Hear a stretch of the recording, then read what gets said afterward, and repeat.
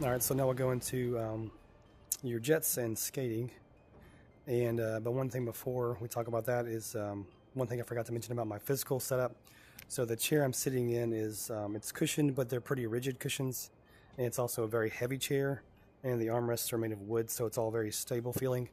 It's sitting on carpet, so if I'm scooting around, the chair stays pretty well planted where it's at. Also, my knees are you know, my feet are propped up, so my knees are roughly level with my pelvis. That brings my center of gravity further back in my chair. It kind of helps me feel more stable while I'm playing.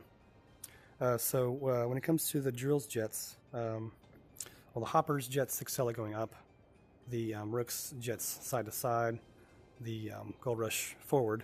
The drills jets are a little more omnidirectional. They go at roughly the same speed regardless of which direction you're traveling. It's just a matter of, you know, overcoming your velocity you've gained when it comes to changing directions. Also, the fuel tank of the drill is pretty small, so you can burn through it pretty fast. Doesn't take long at all to eat up all your fuel, but you also can refill it quickly with the drill bit. So the drill now compared to before the Big Bang update, one quick little tap would pretty much fill you up. Now you actually have to hold it down longer. It's like your drill has to be more planted in the ground to regain fuel than it used to, which made skating around more challenging again. But there's still ways to do it. It just kind of takes a little more work to make it happen. So I'll try to explain the best I can how to make it work.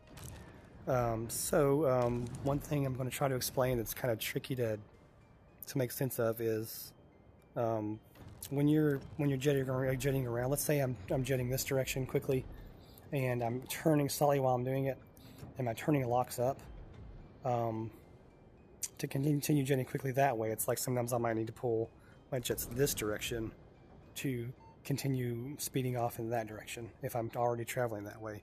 It's hard to describe exactly what it's like, but it's kind of like, it feels kind of like you're being dangled from a string, I guess, a little bit is the best way I can describe it, but it's not something I can just like show you myself. It's kind of something you have to kind of feel and kind of get muscle memory around how to overcome it.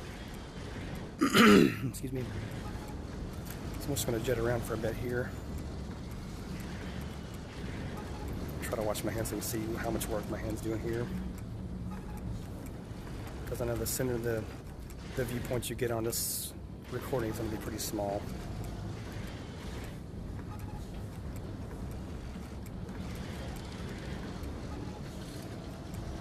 So when you're skating, one of the main things you're doing is trying to keep yourself from gaining too much height, because when you're gaining height, you're wasting energy that can go forward instead.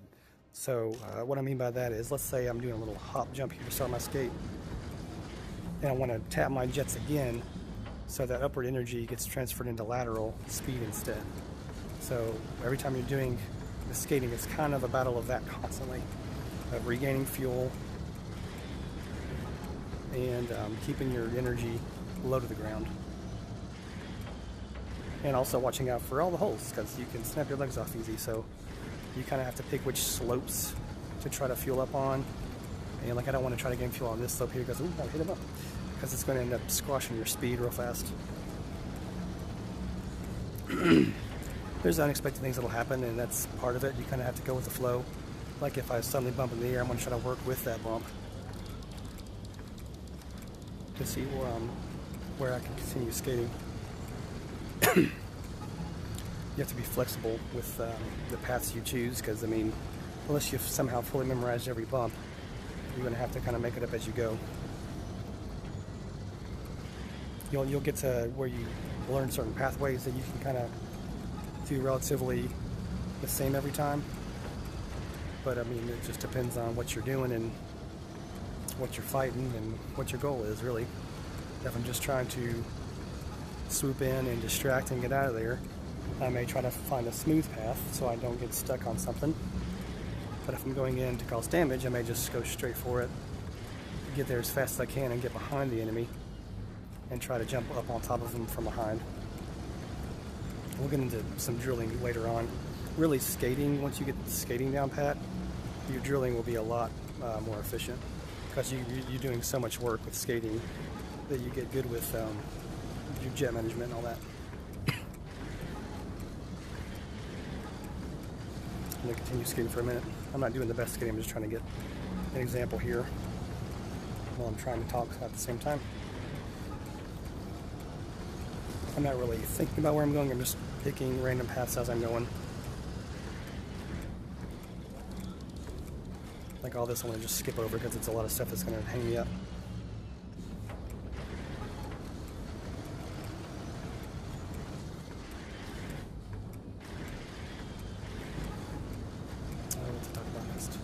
So one thing with the jets on the drill, well, I guess with any grinder, but the drill especially, is that don't be afraid to give it lots of tiny pulls. So also notice my hand's not going up here. I'm not lifting my hand up very far. I'm just grabbing and tapping upward. Well, that last bit wasn't important. It also depends on the plant's gravity a little bit, obviously. Some are more floaty than others. Always save enough fuel to land.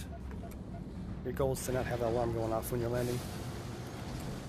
The first level of the alarm you can usually get away with adding any damage, but past that you end up getting some damage on your legs. If you hit hard enough, you can pretty much pop yourself.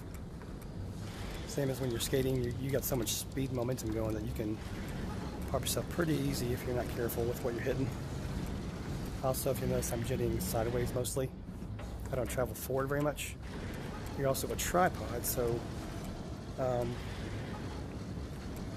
keep that in mind when you're going through gaps and stuff, that your legs are sticking out in a triangle shape around you. So keep in mind where your legs are when you're going through gaps or traveling around things.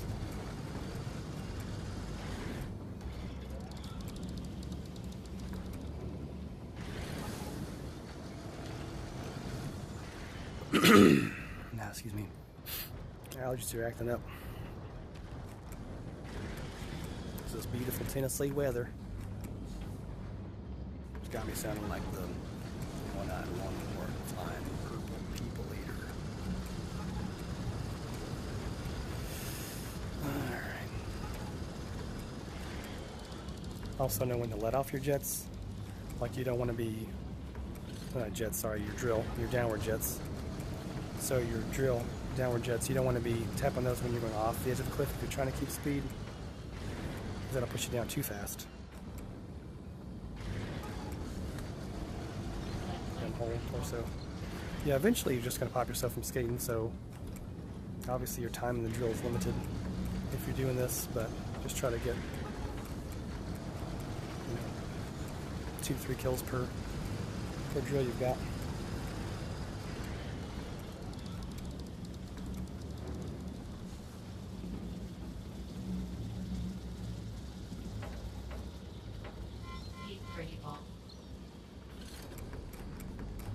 Yeah, don't be afraid to do like a lot of little pulls to kind of like do some more managing of your speed and direction. I've landed on plenty of dredgers that were out of my reach normally just by like doing some really weird, moving like this. Like I got myself at weird angles that they couldn't anticipate me getting at.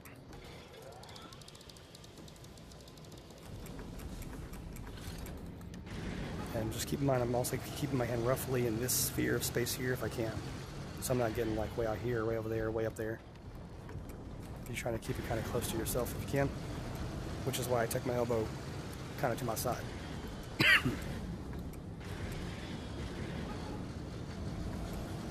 I'm probably up on my limit here on time. Let's go park and stop this thing for now.